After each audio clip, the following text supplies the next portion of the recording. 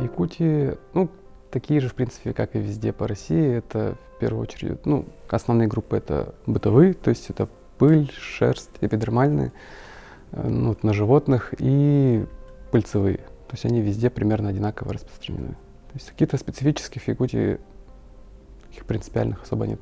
Чтобы развилась аллергия, у человека должна быть предрасположенность. То есть у нас у всех есть постоянно большой контакт с аллергенами, то есть мы каждый день контактируем с пылью, с животными, те, у кого есть кошки, то есть у них всю жизнь будет есть кошки, и у них при этом аллергия не развивается. То есть должна быть предрасположенность, то есть человек должен быть немножко, чаще всего наследственная, либо генетически обусловлена. То есть если она есть, тогда да, чем больше контакт, тем больше вероятность, что аллергия когда-нибудь появится. Если же ее нет, то нет, не должно быть. А так мы постоянно все контактируем с аллергенами. То есть все вокруг это аллергены потенциальные. Аллергия — это нарушение работы иммунной системы, когда наша собственная иммунная система воспринимает безобидные вещи как потенциально опасных паразитов и с ними борется. Для этого нужен потенциал, то есть какой-то. И со временем количество таких людей только увеличивается, то есть они накапливаются, вот эти гены в популяции в целом.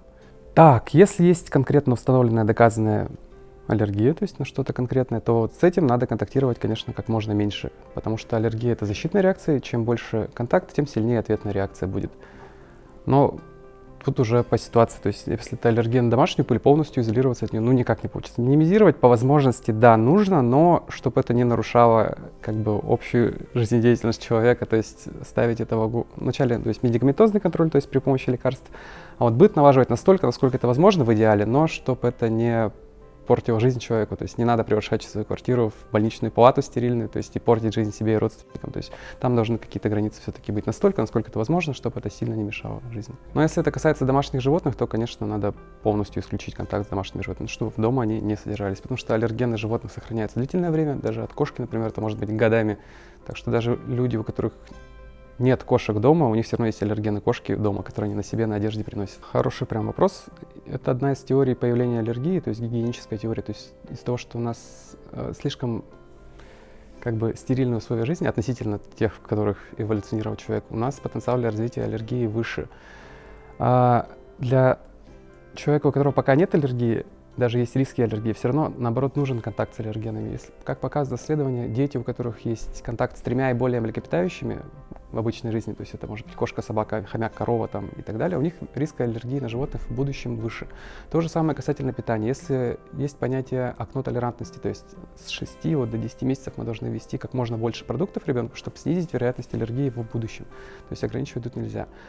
А если брать аллергию, когда уже есть, вот тогда надо исключать. То есть пока ее нет, исключать ничего не надо. Заранее никаких гипоаллергенных диет, никаких гипоаллергенных средств, никаких гипоаллергенных мероприятий проводить не требуется абсолютно.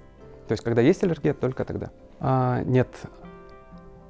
Если есть подозрение на аллергию, нужно пойти на прием к аллергологу, а потом он уже определит, врач, стоит вам сдавать анализы или не стоит, потому что заранее сдавать довольно дорогостоящие анализы в большом количестве. Вообще, в принципе, заранее сдавать анализы не нужно. То есть вы вначале идете на консультацию, и там решают, может, это вообще не аллергия. То есть не все, что вам кажется аллергией, ей является. То есть заранее сдавать не нужно. Смотря какой промежуток времени вас интересует. За последние 100 лет – да, за последние 10 лет – да. То есть всегда их количество потихоньку все-таки увеличивается в целом по популяции. Это не всегда прямо так очевидно, но если это классический ОРВИ, то есть с температурой, аллергия, допустим, не вызывает температуру. То есть это уже один из признаков. А так все-таки будет трудно, наверное, с ним разобраться, лучше с врачом это обсудить. То есть, и там зависит от частоты, от проявления, от особенностей, есть ли контакт. То есть это надо прям сидеть, беседовать с конкретным каждым случаем человеком и выяснять, что из этого является аллергией, что нет. Так, тоже интересный вопрос. Есть такое понятие, называется атопический марш. Это последовательное развитие аллергических заболеваний. То есть когда у ребенка вначале атопический дерматит, то есть проблемы с кожей, потом переходит в аллергический ринит, некоторые пищевые аллергии, и потом переходит в астму в будущем. Такое имеет место быть, то есть не всегда, не везде, не у всех, но в целом, да, атопичные заболевания могут переходить по стадиям. Не обязательно, то есть может быть что-то одно, может быть только астма, при этом нос, кожа не страдает, но вообще есть такая тенденция, такая существует. Если брать очень усредненные данные, то атопический дерматит обычно манифестирует на 1-м году жизни. Опять же, это может быть в любом возрасте, но чаще на 1-м году жизни. Аллергический ринит, как правило, манифестирует 5-7 лет. опять же, в любом возрасте. Но иногда бывает там самое раннее в 3 года бывает иногда. Раньше 3 лет это возможно, но крайне редко. Если брать астму, она может манифестировать в любом возрасте, даже на 1-м году жизни, но чаще вот где-то тоже как ринит с 5 до 7 лет. Ну, тут у кого как, конечно. То есть может и на 1-м году жизни. Ну, например, астма на 1-м году жизни встречается чаще, чем аллергический ринит на 1-м году жизни. Так, есть такой метод лечения, называется аллерген-специфическая иммунотерапия, сокращенно АСИТ.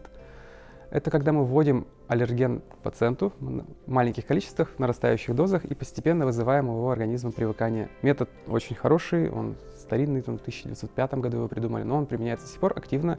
Это единственный способ, который может улучшить течение заболевания, снизить восприимчивость к аллергену и в некоторых случаях даже полностью исцелить от аллергии, но тут раз на раз. Но он проводится, к сожалению, только с пыльцой и домашней пылью. Есть препараты с животными, с плесенью, даже с некоторыми лекарствами, но они пока в России не зарегистрированы. Когда они будут зарегистрированы, к сожалению, неизвестно. Но пока надо знать, что пыльца и домашняя пыль, если она действительно доказана аллергия, это можно и нужно лечить обязательно. Процесс долгий, от 3 до 5 лет, но эффективный. Так, как облегчить жизнь? Почти все, точнее все заболевания аллергические, в 95% очень хорошо контролируются. То есть если есть грамотно подобранная медикаментозная терапия, то есть лекарства, некоторые мероприятия по дому, по образу жизни, чаще всего можно добиться хорошего контроля. Да, это требует некоторого усердия, дисциплины, но контроля достичь можно. Но это делается совместно с врачом, то есть вы составляете схему лечения, схему вашего ведения и вместе это делаете. Чаще всего можно к приемлемому состоянию прийти. Бывают опасные для жизни аллергические реакции, такие как анафилактический шок, некоторые отеки, квинки, обструкция, та же самая бронхиальная может приводить. Есть препараты экстренной помощи. Но если у вас в медучреждении, то вам там окажут помощь. Если же нет, скорее всего, вам придется вызвать скорую. И если у вас уже есть установленный диагноз, то это вы тоже с врачом обсуждаете, должны быть индивидуальные средства по применению. Какие? Ну, есть такие индивидуальные средства самой взаимопомощи, скажем так, экстренной. Антигистаминные препараты делятся на 2 поколения, первого и второго. И вот первое вызывает сонливость. Они, в принципе, особых таких преимуществ, ну, кроме некоторых случаев, не имеют. Предпочтительно использовать препараты второго поколения. Они дольше действуют, они не уступают по эффективности, и они легче переносятся, они легче усваиваются организмом, не повреждают печень. У них одни плюсы, поэтому старые препараты, в принципе, если вам врач не назначает по некоторым причинам, лучше обходиться второго поколения, они не вызывают сонливости. Опять же, если существует понятие индивидуальной непереносимости, там, индивидуальная восприимчивость, скажем так, тут уж надо подбирать. То есть раз на раз не приходится, но чаще всего они очень хорошо переносятся, даже в больших дозировках.